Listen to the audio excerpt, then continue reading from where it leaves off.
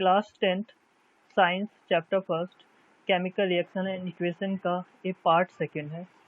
Chemical equation activity 1.1 can be described as.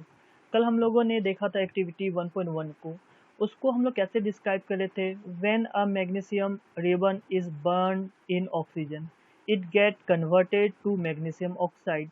आपका जो description है आप देख रहे हो कि कितना लंबा सा है। इसको हम लोग एक शॉर्ट ऑफ फॉर्म में भी लिख सकते हैं या आप कह सकते हो एक वर्ड इक्वेशन में लिख सकते हैं। वर्ड इक्वेशन में कैसे लिखेंगे, मैग्नीशियम प्लस ऑक्सीजन और आपको ये रिएक्ट करके क्या दे रहा है, मैग्नीशियम ऑक्साइड दे रहा है। एक चीज़ याद रखना, ध्यान रखना आप लोग, जो आपका लेफ्ट हैंड साइड होगा उसको रिएक्टेंट कहते हैं। रिएक्टेंट में अगर मान लो एक एलिमेंट है, दो एलिमेंट है, तो दोनों को बीच में हम लोग ऐड का साइन देते हैं। और आपका जो राइट हैंड साइड है, जो भी दो एलिमेंट रिएक्ट करता है या रिएक्शन करता है, एक नया प्रोडक्ट बनाता है, नया प्रोडक्ट को हम लोग हमेशा राइट हैंड साइड में लिखते हैं। और आप कह सकते हो रिएक्टेंट और मैग्नीशियम को हम लोग डिस्टिंग्विश करते हैं बाय एरो साइन। याद रखना ये सब चीज़।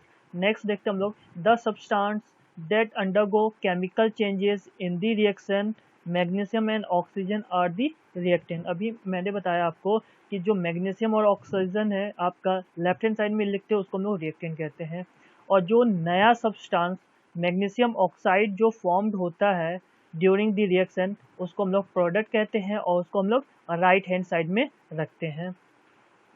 A word equation shows change of reactant to product through an arrow placed between them. The reactant are written on the left hand side with a plus sign between them. Similarly, product are written on the right hand side with a plus sign between them. The arrowhead point toward the product and show the direction of the reaction. ये सब अभी हम लोग discuss कर चुके हैं। Next है आपका 1.11 writing a chemical equation. Is there any other shorter way for representing chemical equation? Chemical equation can be made more concise and useful if we use chemical formula instead of word. A chemical equation represent a chemical reaction. If you recall formula of magnesium, oxygen and magnesium oxide, the above word equation can be written as। देखो friend, magnesium ये तो word हो गया आपका, oxygen भी word हो गया, magnesium oxide भी वर्ड हो गया आपका। मैग्नीशियम का फॉर्मूला अगर याद हो तो Mg होता है, ऑक्सीजन का O2 होता है और आपका मैग्नीशियम ऑक्साइड क्या बन गया, MgO बन गया। तो ये आपका जो केमिकल इक्वेशन है सबसे शॉर्टेड फॉर्म में आ गया।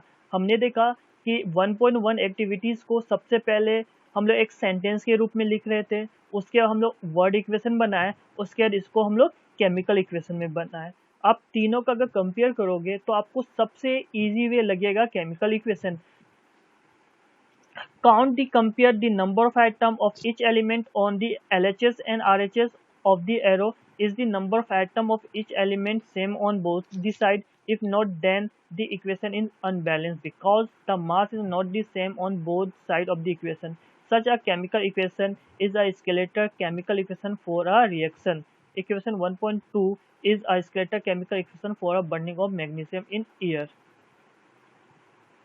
देखो फ्रेंड, अगर हम इसका, ये आपका हो गया लेफ्ट हैंड साइड हो गया और ये आपका राइट हैंड साइड हो गया। अभी हम लोग बैलेंसिंग केमिकल इक्वेशन जब करेंगे तो थोड़ा डिटेल्स में समझाएंगे आपको। यहाँ देखो, यहाँ मैग्नीशियम है, 1 एलिमेंट है, ऑक्सीजन का 2 है, लेकिन अगर आप राइट हैंड साइड में देखोगे तो यहाँ पे ऑक्सीजन 1 है। आप कह सकते हो कि आपका जो LHS है, LHS और RHS इक्वल नहीं है। ये जो अनबैलेंस इक्वेशन है इसको हम लोग स्केलेटल केमिकल इक्वेशन कहते हैं।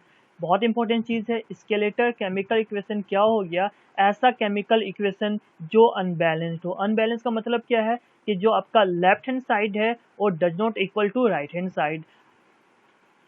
नेक्स्ट टॉपिक है 1.2 बैलेंस केमिकल इक्वेशन। देखो दोस्तों, अभी मैं सिर्फ और सिर्फ NCERT को ही डिस्कस करेंगे आपके सामने, लेकिन जब क्वेश्चन आंसर हम करेंगे तो अच्छे से हम डिटेल से हर एक क्वेश्चन को, केमिकल इक्वेशन जो भी होगा उसमें जो भी रिएक्शन होगा उसको हम लोग बैलेंस भी करेंगे अच्छे से और आपको अच्छे से समझाएंगे। अभी अभी सिर्फ और सिर्फ है ना, जो भी एनसीईआरटी के अंदर एग्जाम्पल दिया हुआ है उसको ही डिस्कस करेंगे हम लोग।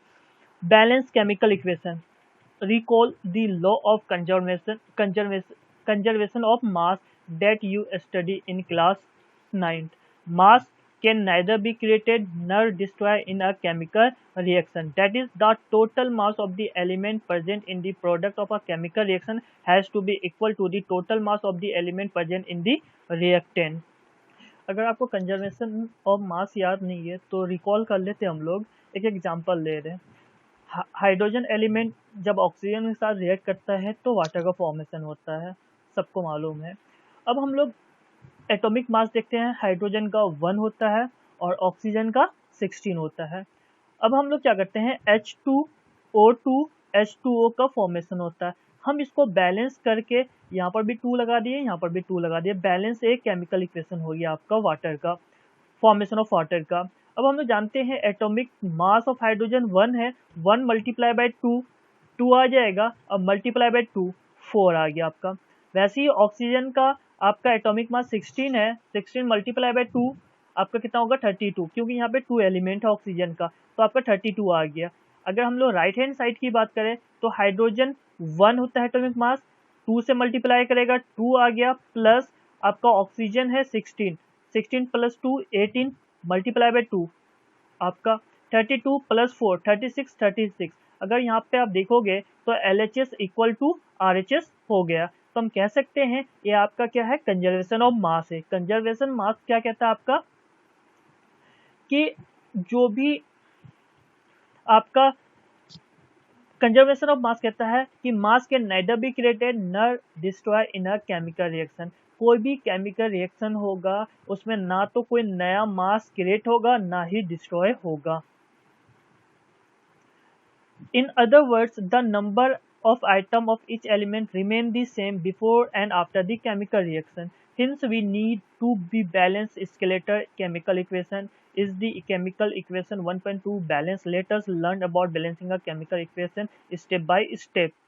एक्टिविटी 1.2 में हम लोगों ने देखा था मैग्नीशियम ऑक्सीजन के साथ रिएक्ट कर रहा था और आपका मैग्नीशियम ऑक्साइड था, ये बैलेंस नहीं था, इसको हम लोग स्केलेटर केमिकल इक्वेशन कहते थे। अब इसको हम लोग बैलेंस करते हैं। देखो यहाँ पे आप अगर ध्यान से देखो, पहले हम लोग लेफ्ट हैंड साइड ही देख लेते हैं। मैग्नीशियम यहाँ पे 1 एलिमेंट है, ऑक्सीजन यहाँ पे 2 एलिमेंट है। यहाँ पर मैग्नीशियम 1 है और ऑक्सीजन भी 1 है, तो ऑक्सीजन यहाँ पे अनबैलेंस्ड है। तो हम क्या करेंगे, पहले इस साइड को ऑक्सीजन को इसके इक्वल करने के लिए 2 से मल्टीप्लाई कर देते हैं। तो जैसे ही 2 से मल्टीप्लाई किए तो 2 मैग्नीशियम भी हो गया और 2 ऑक्सीजन भी हो गया। ऑक्सीजन ऑक्सीजन तो बैलेंस्ड हो गया, लेकिन यहाँ पे फिर क्या हो गया, मैग्नीशियम अनबैलेंस्ड हो गया।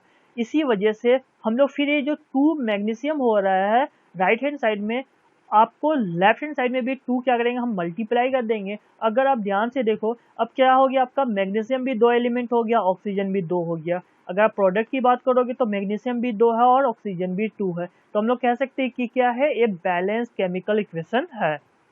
याद रखना, एक क्वेश्चन आपको पूछता है कि हमको किसी भी केमिकल इक्वेशन को बैलेंस करने की जरूरत क्यों होती है। बैलेंस हम लोग सिर्फ और सिर्फ जो कंजर्वेशन ऑफ मास है उसको फुलफिल करने के लिए करते हैं।